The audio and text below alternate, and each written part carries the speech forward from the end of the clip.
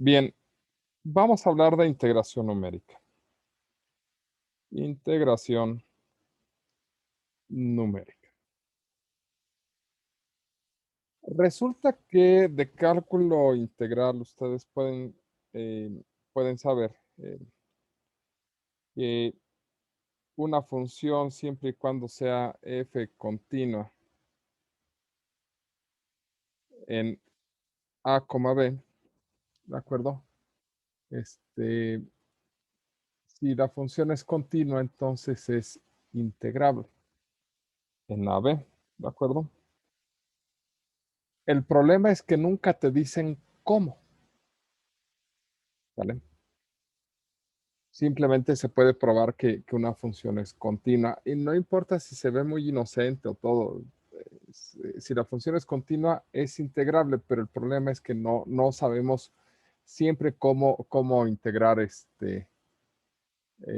las funciones. Luego entonces se hacen, o para poder calcularlas, se hacen aproximaciones numéricas.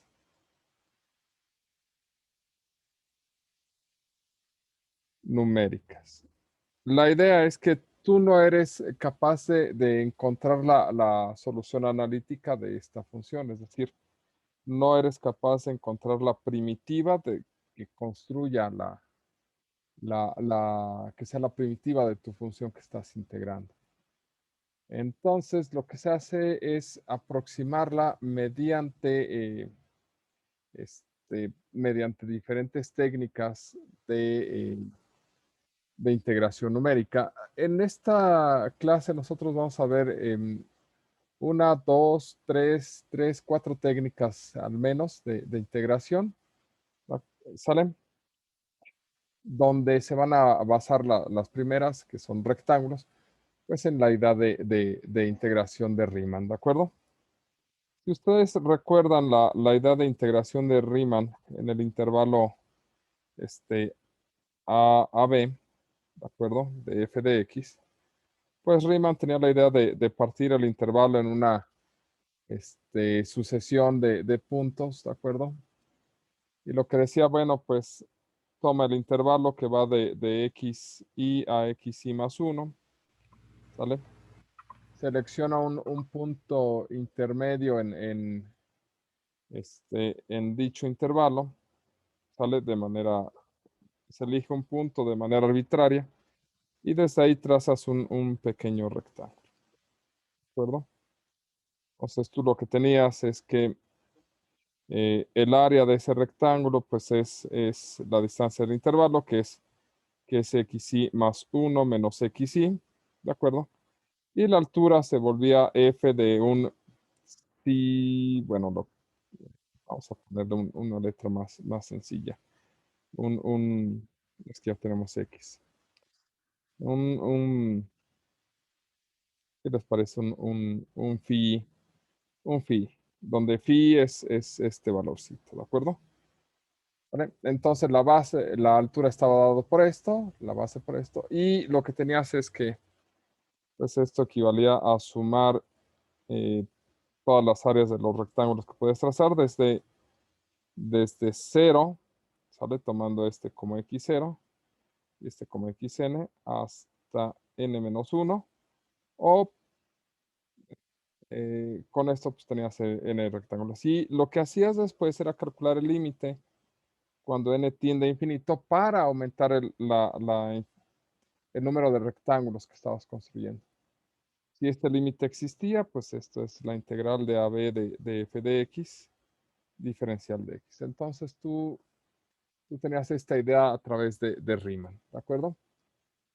Una de las opciones que se tiene es que Riemann no te dice cómo debe de ser la partición del intervalo, solamente te dice que debes de tener una partición.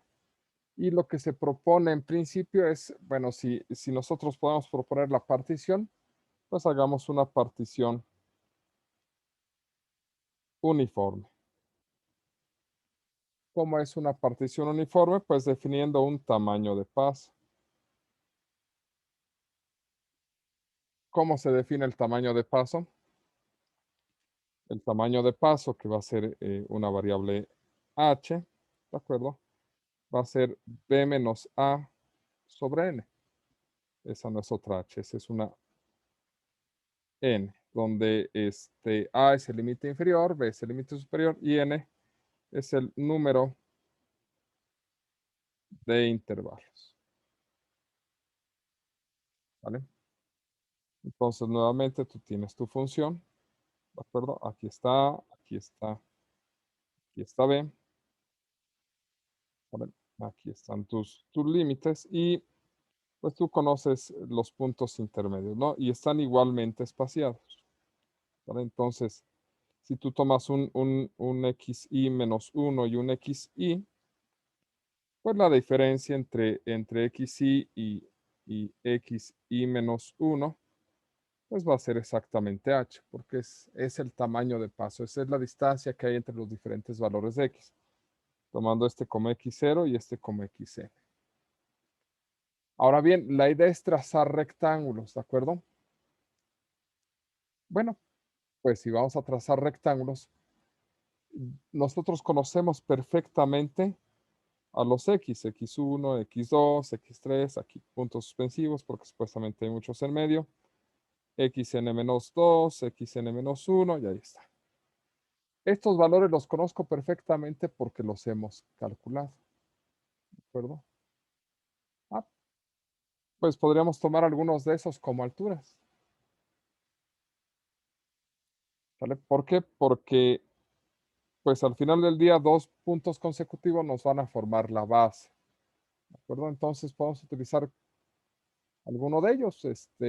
Por ejemplo, podríamos tomar el izquierdo, ¿vale? El x0, por ejemplo, aquí, para trazar un rectángulo,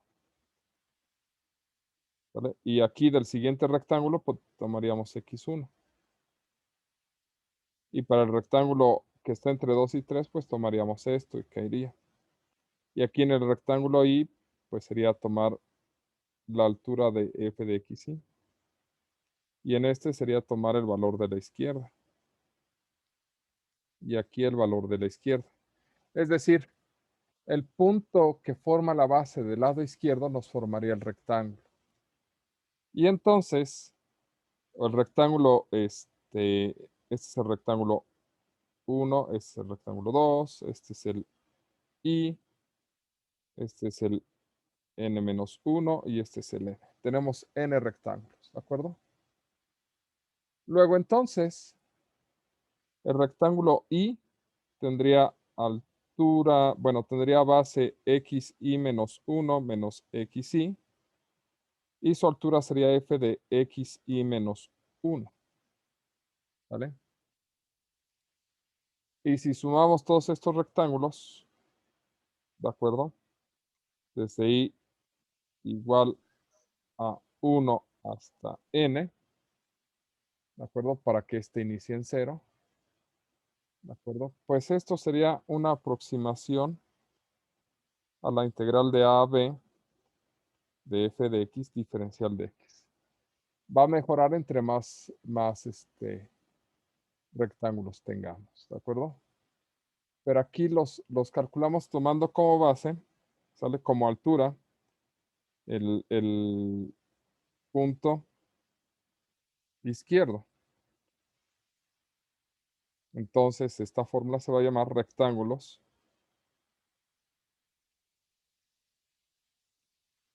por la izquierda. ¿De acuerdo? Ustedes podrían decir, oiga, profe, ¿por qué no mejor tomamos el valor que está a la derecha? Pues sí, se puede. Es decir, aquí nos quedaría un rectángulo en esta forma. Y del siguiente, el valor que está a la derecha es este.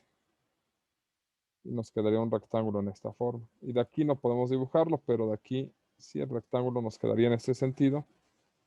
Y de acá el rectángulo quedaría en esta forma. Y de aquí el rectángulo quedaría en esta altura. Y esta sería la altura del rectángulo a la derecha. ¿Cuál es la diferencia? Que ahora estamos tomando para este rectángulo, estamos tomando este punto como el valor de la altura. Y para el rectángulo 2, este es el punto que nos considera la altura. Y para el rectángulo Y, el X sí es la altura, ¿de acuerdo? Así como para el rectángulo n es xn. Entonces, aquí sería la suma desde i igual a 1 hasta n de f de xi por la base, que sería xi menos 1 menos xi. Y esta será la aproximación de la integral de f de x diferencial de x. Y aquí utilizamos el punto derecho. Entonces, estos son rectángulos por la derecha. Pero más aún, esta cosa y esta cosa valen lo mismo. Y es más, sabemos cuánto vale. Vale h. Entonces, todos estos están siendo multiplicados por h. Es decir, la de rectángulos por la izquierda, ¿vale?, es la suma desde i igual a 1 hasta n de f de x.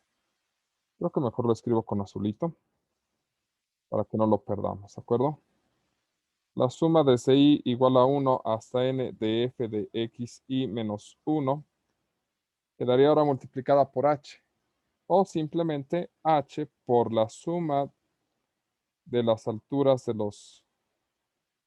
de la función evaluada en los puntos izquierdos. ¿Vale? Y pues algo similar va a suceder con la suma de puntos del lado derecho. Es decir, sale la h multiplicando al momento en el que ya tengas la suma.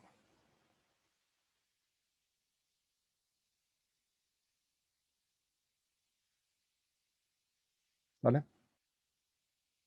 Y eso sería todo para la integración por rectángulos, ¿de acuerdo? Luego entonces, lo que nosotros debemos de tener para una integral de este estilo, debemos de tener la función, el intervalo, ¿vale? Límite inferior y el límite superior, ¿de acuerdo? Y n, que es el número de rectángulos, ¿vale? Si nosotros tenemos esto, bueno, pues una consecuencia de esto es que nosotros podemos calcular, ¿vale? A partir de aquí nosotros podemos calcular h como b menos a sobre n, ¿vale? Y podemos calcular nuestros x, ¿de acuerdo? Empezando con x0 igual a, ¿vale? x1 igual a más h, x2 igual a más 2h, xi igual a más i veces h, y nuestros x, nuestro xn pues debe de ser b, exactamente. Y aquí lo que vamos a hacer es evaluar estos, ¿vale?, en los valores de x. Esto sería f de x0, f de x1, f de x2, f de xi y f de xn. ¿De acuerdo? Y ya que lo evaluemos, pues aplicamos estas fórmulas, ¿vale? Vamos a hacer un ejemplo, ¿les parece? Más dejen abro una página de estas. Vamos a trabajar en Excel pues, porque es cómodo. Hagamos un ejemplo bien simple. Algo que no podamos integrar, ¿de acuerdo? Integral de 0 a... integral de 0 a pi de e a la seno de x, ¿de acuerdo? Diferencial de x. A ver qué pasa. Esa es nuestra función. Entonces, y vamos a hacerlo para n igual a 10 intervalitos, ¿de acuerdo? Es decir, esa función la vamos a separar en 10 intervalitos. Entonces, empecemos definiendo A, B y N, ¿de acuerdo? A vale 0. B sería el límite superior, que sería pi.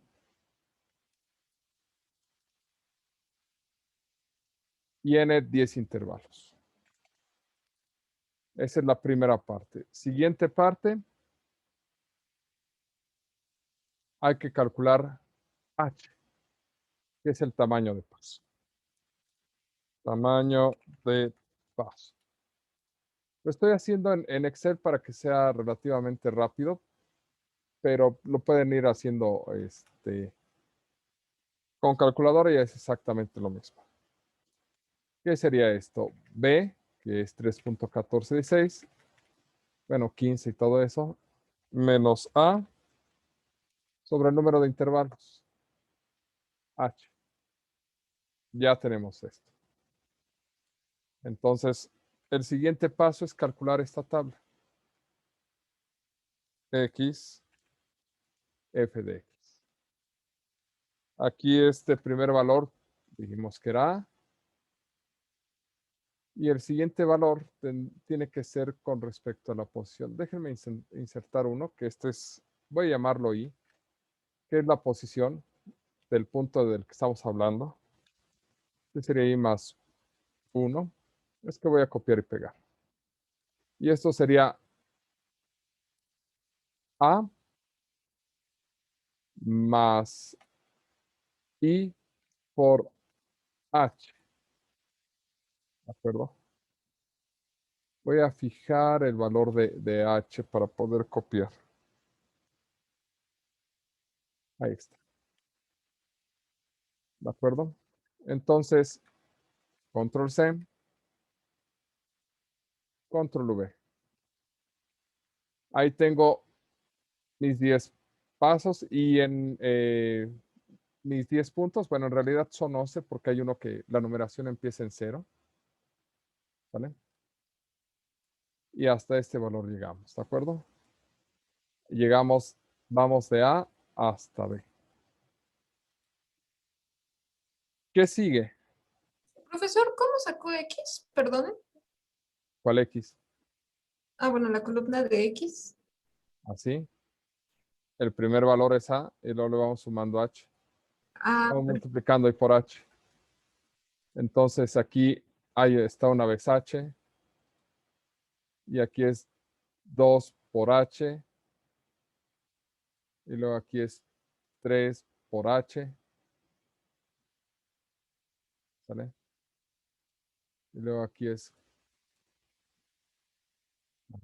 perdón, aquí ya me equivoqué.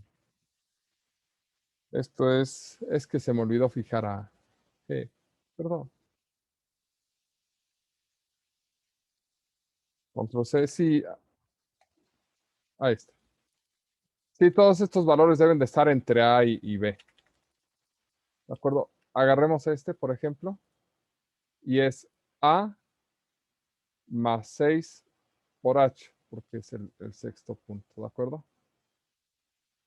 Aquí este es A más 9 por H. ¿Sí? Ahí sí ya quedó claro para ambos. Bueno, para mí ya, pero para usted. sí, sí, sí. Ok, perfecto. Ahora bien, vamos con el valor de f. Pues simplemente es evaluar en la función exponencial del seno de x. Entonces esto es exponencial del seno de x. Y lo que caiga. ¿De acuerdo? Control C, control V. Ya. Y ahora sí, viene lo bueno.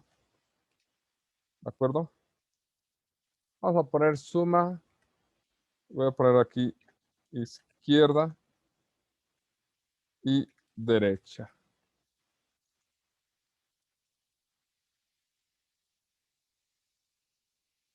¿Qué hace la suma de todos los izquierdos? ¿De acuerdo?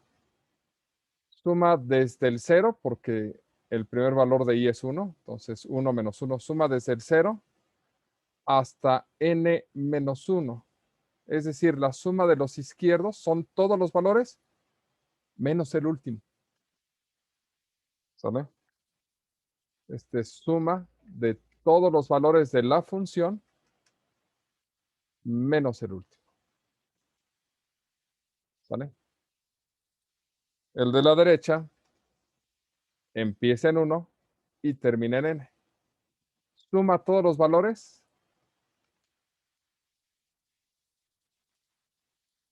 menos el primero, porque está en la posición 0.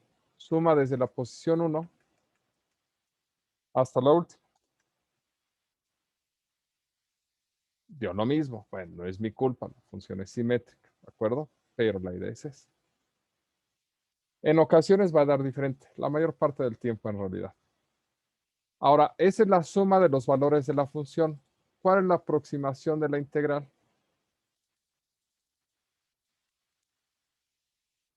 Pues es la suma. Multiplicarla por h, ¿no? Exactamente, perfectamente bien contestado. Le pondría D si supiera quién es, pero no sé quién es. Y no me No se diga. preocupe. Y aquí sería esto por h. Eso es todo. La ventaja del método de rectángulos es que es un método muy sencillo. Si tú tienes todos los valores consecutivos, los sumas y lo divides entre el tamaño de paso y ese es tu integral. ¿Profe, puede repetir qué hizo en la integral? Sí, con mucho gusto. La fórmula, ¿qué nos dice? Pues quién sabe porque está oscuro. Pero la fórmula nos dice, la suma, multiplícala por h. Entonces, para calcular la integral, a la suma la multiplicamos por h. ¿Vale? Acá también es lo mismo. A la suma la multiplicamos por h. Ya, eso es todo.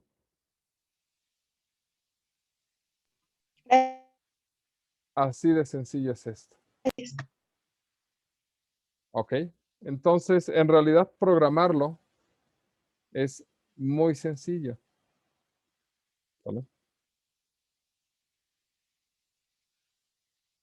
La idea de programarlo, lo primero que les diría es que definan f de x, crean una función, ¿sale?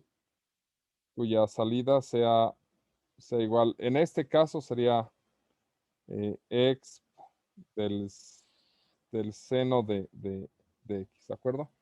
Obviamente con el NumPy y su return. ¿Sale? Salida. La idea es que ustedes definan int, por ejemplo, izquierda, ¿sale? Y que les pida A, B y N. ¿Qué es lo que van a hacer en esta función? Pues calcular primero h, luego calculan estos x y, o pueden calcularlos mientras van calculando estas sumas, ¿de acuerdo? ¿Sale? Desde el primero hasta el penúltimo. Y para el de la derecha, pues en realidad necesitan de acá hasta acá. ¿De acuerdo? Entonces, piénsenlo, no es un código muy largo. De hecho, el de la izquierda son como 6, 7 líneas y el de la derecha son como otras 6, 7 líneas. No es muy complicado, ¿de acuerdo? Pregunta, ¿dudas hasta aquí con cómo calcularlo? Profe, usted mencionó que eran iguales porque era simétrica la función. ¿Entonces significa que no siempre van a ser iguales? Así es. Voy a cambiar la función por cualquier otra cosa, ¿de acuerdo? Digamos que ponemos, vamos a poner un más 2, por ejemplo. Control C, Control V. Me recargo en la pared, me dio lo mismo. Bueno, entonces más 2 por X. Eso debe funcionar. Control C, Control V. Ahí ya no son simétricos, ¿de acuerdo? O sea, en el anterior los valores de la función fueron simétricos, por eso nos dio lo mismo. Pero aquí los valores ya de los resultados no son simétricos, entonces la suma por la izquierda y por la derecha no son iguales y por eso los resultados de la integral no son iguales. Ahora, lo que sí quiero mostrarles también, aprovechando el comentario, es que son muy diferentes los resultados de la integral, ¿de acuerdo? Y eso tiene que ver con el número de observaciones que estamos teniendo. Tenemos 11 observaciones. La idea de Riemann es hacer el número de intervalos, hacerlo tender hacia infinito. Entonces, entre más intervalos tengamos, pues mejor es la aproximación. Por eso la idea de que preparar una función donde les pida el número de intervalos, pues es para que puedan ir colocando valores cada vez más grandes y vean cómo se va comportando. ¿De acuerdo? Ah, miren, lo tengo en blanco. Ya. Voy a regresar a la que teníamos Profe. originalmente. Mándeme. Y así en un caso donde no dé lo mismo la integral por izquierda y por derecha, pues, ¿con cuál nos quedaríamos? ¿O las dos son válidas? No, lo que pasa es que a lo que voy es, en este caso en particular con el que iniciamos la clase, ambos son válidos porque los resultados eran simétricos. Y en este caso, donde cambiamos la función y ya no nos dé lo mismo, ambos son válidos porque ese es el resultado que nos está dando el método. A lo que voy es, están tan alejados porque el número de intervalos es muy pequeño. Si ustedes aumentan el número de intervalos, estos dos valores se van a acercar. ¿Vale? La idea es que vamos a ver, este es de los métodos más ineficientes. Es como empezar con el método de bisección. O sea, es el más ineficiente, pero también es de los más intuitivos y de hecho de los más sencillos de aplicar porque lo único que tienes que sacar es los valores, sumarlos y dividirlos entre el tamaño de paso. Es como si les dijera, oigan, ¿saben qué? No sé, tienen tales observaciones, si tienen un día de distancia, pues dices, si quiero la integral, pues nada más sumo los valores, los divido entre la unidad de tiempo que es 1, pues nada más súmalos, eso es tu integral. O sea, lo hace muy sencillo el método de rectángulos, ¿de acuerdo? Entonces, si entendí bien su pregunta, la respuesta es ambos son válidos, ¿de acuerdo? ¿Vale? Porque pues, en este caso no es lo mismo. E incluso en la integral donde de hace un momento, donde era simétrica, no necesariamente ese es el resultado. El resultado no es exacto. Para que sea preciso o una aproximación mejor, necesitamos aumentar el número de intervalos. Lo más probable es que si la próxima clase hacemos esto ya con nuestro software y aumentemos el número de intervalos, les puedo asegurar que va a mejorarse la precisión de esto y va a cambiar el valor brutalmente. ¿De acuerdo? Entonces sí dependemos mucho del número de intervalos. ¿Más o menos dudas? Y sí respondiste tu pregunta, ¿verdad? Sí, profe, gracias. Ok, ¿dudas, preguntas? No, profe. Creo que no, profe. Ok, entonces intentamos programarlo, ¿les parece? Sí. Sí. Bueno, entonces vamos a detenernos hasta aquí.